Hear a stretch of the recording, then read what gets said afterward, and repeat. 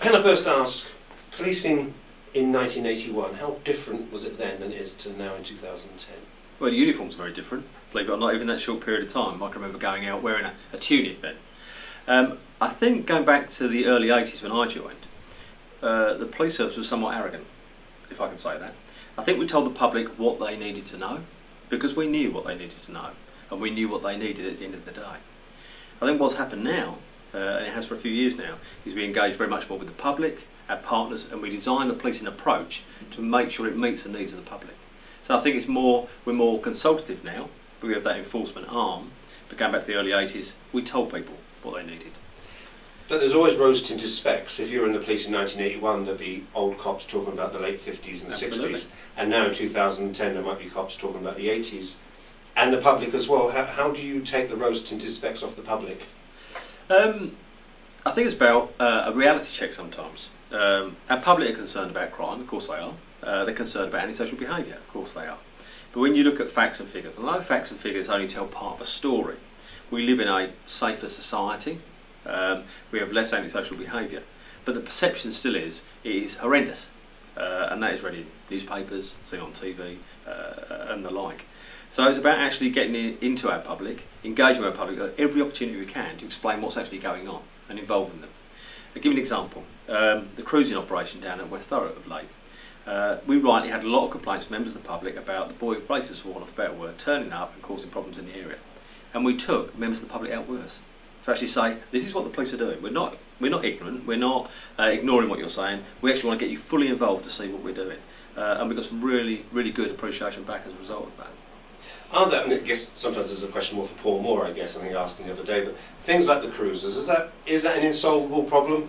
No, I don't think it's insolvable. I think a lot of policing nowadays, and probably was when it was first introduced, is about planning. That's perhaps the more boring side of policing.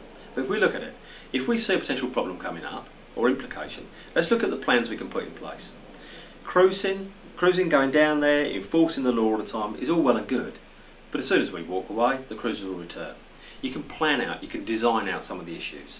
It could be speed calming measures down there, it may be some sort of partnership approach, but it can be solved. But I think again, let's bear in mind our cruisers are members of the public as well. What do they want? Quite clearly they want to congregate, they want to show off their cars, sometimes a few of them want to drive a bit fast. Let's look at what we can do to accommodate their desires within the law. Talk about judging the mood and planning. There was the Dance Crusade at Orsett Showground on Sunday. Yeah. I think there must have been about 5,000 there, but I guess you have to plan for possibly 10,000. How do you plan for an event like that, and how do you judge the mood? I think Essex, we're very well blessed. We've had some major incidents in the past.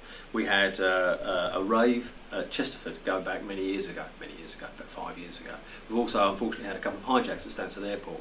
So we've had some real major incidents that we've had the opportunity to plan, get involved in and look at implications. Something like the Dance Crusade coming up, we were made aware of it at quite late notice really. But by using the skills we have in force, we said, right, let's meet with the organisers, let's put the plans in place. And I think, as you said earlier, there was quite a few people there. It was quite a buzzing event, but we were comfortable and confident with the plans we had in place. We will now fully debrief that with the people who arranged it, and if it's going to take place again next year, we'll put even more plans in place.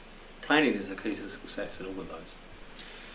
Going back to 1981, so in 2010, we interviewed a young inspector recently, John Burgess, down in Tilbury. Yeah. He He seemed to me almost like a voice of future policing, but would that type of cop survived in the early 80s, and is it a benefit to have such cops now? It's certainly a benefit to have cops like that now, absolutely. We need some thinkers, we've got a lot of good thinkers, we've got a lot of good people in the police service. Going back to the early 80s, and it is a few years ago now, to have my mind back there, there was a very strong culture within the police service. There still is to this day, but it was a culture whereby you fitted in or you didn't, personal experience. I was told at a very early stage I was different to the crowd by one of my senior officers. But I stuck by my values, and I was a person different to the crowd. And I think it's held me in quite good stead actually all the way through. I stuck by my values and my ethics all the way through. I can't speak for individuals. John Burgess, the chap you're talking about, is a different from the crowd individual, but he's a bright individual, and I think he's the future of policing. Would he survive in the 80s? Knowing John, yes he would have done, because he has that moral fibre and that core, but some people perhaps wouldn't have done. What are, though, is there anything in the policing at present, and anything that's happened over the last, say, 30 years that you think that's not a good trend in policing? We are an organisation who are measured, and we should be measured because, you know, the public pay our salaries at the end of the day. They pay for a policing service, and we should be able to be held to account for what we deliver. Facts and figures, as I said earlier, only tell one part of the story. What the government have introduced recently, Essex Police have fully embraced, and I'm really chuffed with this, is about what is satisfaction and confidence like. And at the moment, this division, South Western Division, covering Thurrock and Basden, has one of the highest satisfaction results, probably for the country at the moment.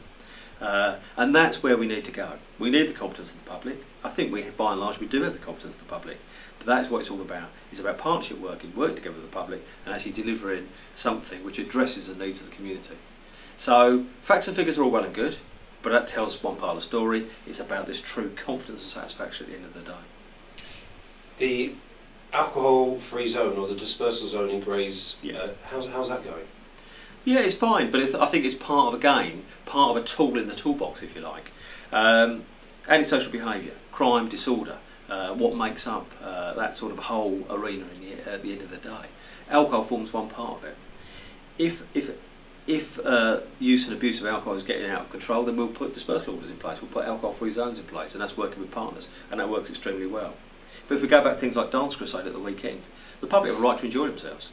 The organisers have a right to run a business. But provided it's within the law, and they're listening to what we're saying to them with the wealth of experience we have for major incidents, fine, not a problem at all. And we've got the World Cup coming up, and of course we've got plans in place for the World Cup and managing pubs, clubs and residences in the area. What are the plans for the World Cup, and what do you need to look out for? We'll always look for any indications of heightened tension, whether that be from the pubs and clubs in the area. We're fully involved with them. We'll obviously do media campaigns as well to make sure people are aware. There's lots of government information going out about binge drinking and things like that. But we'll make sure that we are visible. We'll be in the area. We'll nip problems in the bud if they happen at the earliest opportunity. Because unfortunately you get things like domestic violence that spikes. The officers have to be as cautious and as diplomatic and as on message for things like that. Yeah, absolutely, and that's throughout the whole of the year. That's not just for the World Cup. Our officers, if they attend an incident we call it domestic violence, fully tuned into it, they do a full assessment. If there's any doubt at all that the offence is likely to perpetuate, or we've got someone responsible, they'll be arrested and brought in, and then we have a full review carried out the following day by a team we've dedicated to domestic violence here. Domestic violence, I'm sure you're aware, can start at a very low level. It can be bullying, but it can end up in the ultimate where someone actually ends up losing their life as a result of domestic violence. So something that we take extremely seriously and always fully review. Would you recommend for any young man or young woman in 2010, 18 or 22 or 25 years of age, would you recommend for them, if they want to join the police, to join Essex Police? Well, it's strange you say that, because only last night I was at the attestation ceremony for my son, joining the Special Constables. I've never dissuaded him, I've never encouraged him to join the police or Essex Police. I've got another son as well who I think has got sights on it. I think it's a superb career. If you stick by your values, your principles, your ethics. This is about doing the right thing for the public. If you want to join Essex Police or any police service to wear a uniform, forget it, you're the wrong person. If you're any sort of power trip, forget it, you're the wrong person. But if you're here to deliver good quality service, then fine, it is a superb career.